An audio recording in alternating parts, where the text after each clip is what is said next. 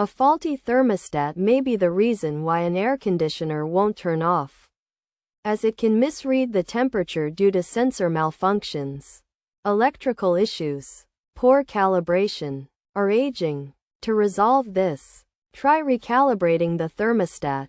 If that doesn't work, consider replacing it. Another possible reason is dirty condenser coils, which can accumulate debris, dirt, and dust. To address this, check for visible signs and clean the coils regularly, ideally on a weekly basis, and have a professional cleaning done annually.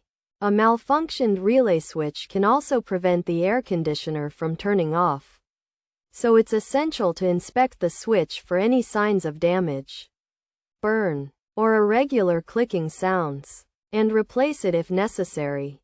Additionally, the air conditioner's temperature may be set too low, causing it to continuously run. To fix this, set the temperature higher while ensuring it remains at a comfortable level.